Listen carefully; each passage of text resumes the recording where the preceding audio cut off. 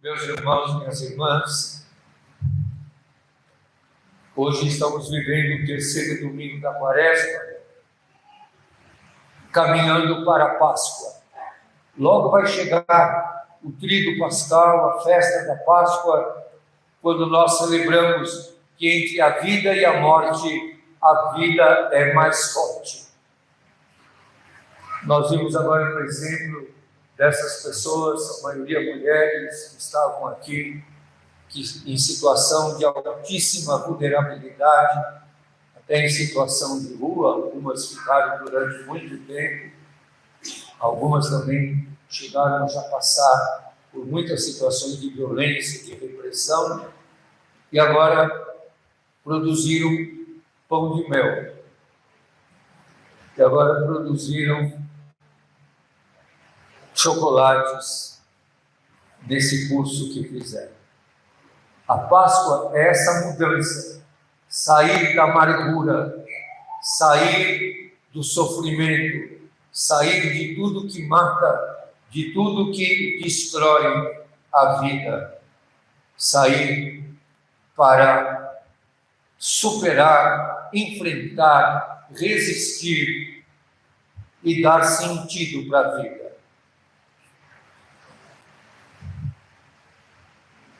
Muitas coisas nós vivemos nessa semana que foram extremamente desafiadoras, como a decisão de fechar o Centro Comunitário São Martinho de Líbano. Esse centro comunitário, que tem 32 anos, é um espaço de convivência para os irmãos e irmãs de rua.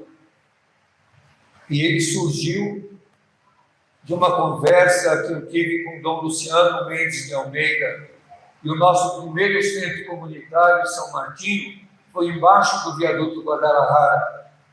O nosso primeiro fogão era um fogão a lenha, e os irmãos de rua que vinham traziam a lenha para nós acendermos o fogo, e logo punhamos um panelão bem grande com água, sem saber o que ia pôr para cozinhar. Mas de às quintas-feiras, nós íamos para a feira, que ainda tem aqui, para buscar o pós-xepa, aquilo que ficava no chão. E recolhíamos tudo aquilo que ficava no chão para reaproveitar. E com aquilo nós conseguíamos limpar, cortar, higienizar legumes, verduras, conseguíamos frutas também, para a semana inteira. E aí fazemos a sopa, que depois era dividida. A prefeita que inaugurou o centro comunitário para nós foi a prefeita Luísa Lundina, que era a prefeita da época.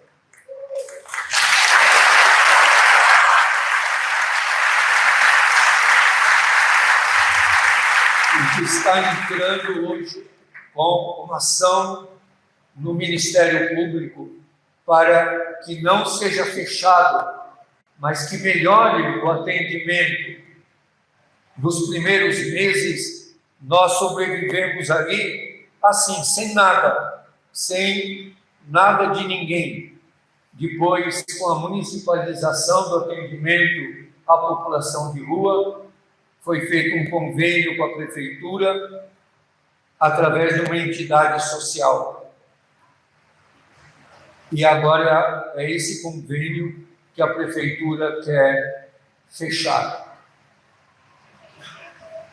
E falam de realocação. Realocação se faz de pessoas, não se faz de pessoas. Realocação você pode fazer de móveis, de objetos, não de pessoas. As pessoas não são realocadas de cima para baixo, através de números. Realocação se faz de números, não de pessoas. Por isso é importante a ação do Ministério Público, e vários grupos da sociedade estão entrando no Ministério Público, que tem essa função de pedir que não tenha uma coisa tão simplificada. A população de rua é bastante complexa. Nós estamos, como diz aqui o livro do Êxodo, sedentos de misericórdia, sedentos de compaixão, sedentos de uma justiça que tenha senso ético. Assim como o povo no deserto estava sedento, nós também estamos sedentos. Nós podemos viver até sem comida, mais dias do que sem água. Nós precisamos garantir na cidade espaços de humanização, espaços que acolham as pessoas que não têm onde comer. Não basta dizer, são dadas tantos milhões de refeições durante o dia, e nesse número se contam as creches, as escolas municipal de educação infantil, se conta a merenda escolar. Nós precisamos ter o discernimento de perceber que numa cidade como São Paulo ainda há pessoas que não têm onde comer. E não basta só dar o prato de comida, é preciso comer junto, conviver com as pessoas, não dar restos, mas garantir a essas pessoas a possibilidade de se alimentar com dignidade. Como diz o texto do livro do Êxodo, o povo sedento de água murmurava, o povo sedento de sentido da vida também não sabe para onde ir. E esse murmúrio que nós ouvimos na sociedade é o murmúrio de fake news, é o murmúrio de manipulação, é o murmúrio de interesses políticos, ideológicos, é o interesse do mercado imobiliário, é o interesse do lucro acima das pessoas. E nós vamos encontrar essa água, como diz o texto do Evangelho, que é Jesus. É muito bonito o texto que diz que Jesus ficou sentado no poço, porque a água do poço, como diz a mulher, estava lá profunda, precisava ter um balde para pegar a água. Jesus não é o poço, Jesus é a fonte, de onde jorra água viva, que dá sentido para a existência, que dá sentido para caminhar. Nós sabemos, todos nós sabemos, e todos nós já dissemos, eu estou com sede. Mas nós conseguimos saciar a nossa sede. Quem está pelas ruas, como é que sacia a sua sede? Quem dá um copo de água para uma pessoa que está na rua? Quem, quando vê alguém na rua, diga, espera um pouquinho aí que eu vou buscar água para você. Nós vivemos numa cidade tão grande que não tem bebedouros públicos. E quando algum vereador apresentou uma proposta de ter bebedouros públicos na cidade, a maioria vetou, não aceita. É incrível. Se você vai numa cidade como Roma, está cheio de bebedouros públicos. Se você vai em Lisboa, tem muitos bebedouros públicos. Em Paris, tem muitos bebedouros públicos. Em São Paulo, os que tinham foram fechados. Não tem bebedouros públicos. Eu vejo ali na igreja provisória, muitos de vocês conhecem a igreja provisória de São Miguel, nós temos ali um bebedouro. Ali vão buscar água os moradores de rua, os catadores. Mas sabe quem vai pedir água ali? Os policiais militares, a Guarda Civil Metropolitana. Bem na frente tem a delegacia, e eles vêm pedir água ali. Posso pegar água? Porque lá na delegacia eles não conseguem água. É impressionante uma cidade que não tem o cuidado, o carinho de oferecer água.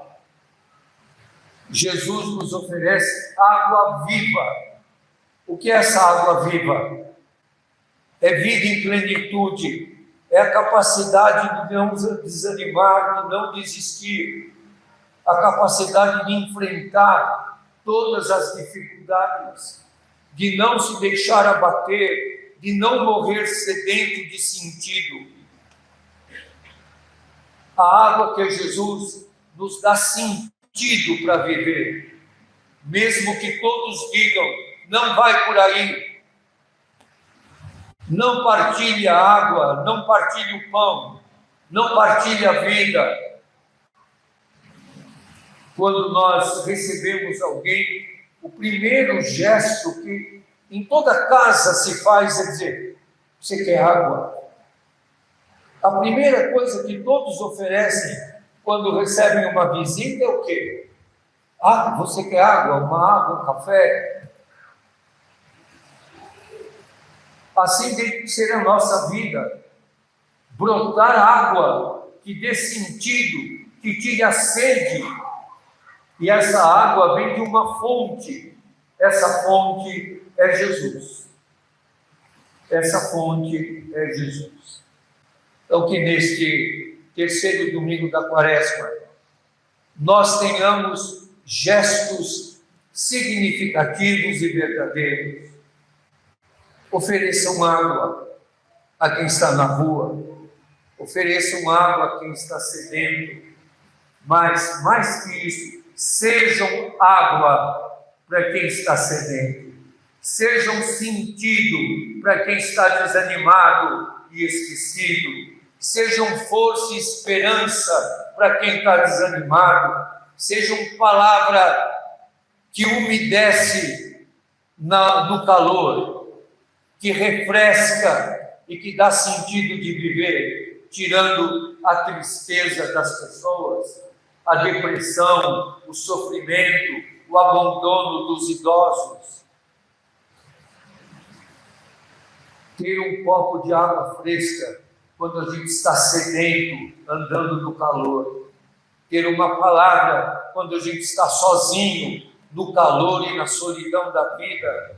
Ter uma palavra que refresque, que tire a boca seca, que tire o amargor. É isso que a Quaresma nos pede. Sejam água viva para quem sofre, sejam água que refresque e que dê sentido à vida, sejam água, mesmo que vocês tenham que chorar, porque a água e a lágrima, como diz o Papa Francisco, a lágrima é um colírio que nos faz enxergar. Muitas vezes é a água da lágrima que nos faz enxergar o rosto do irmão. Sejam água, não tenham medo.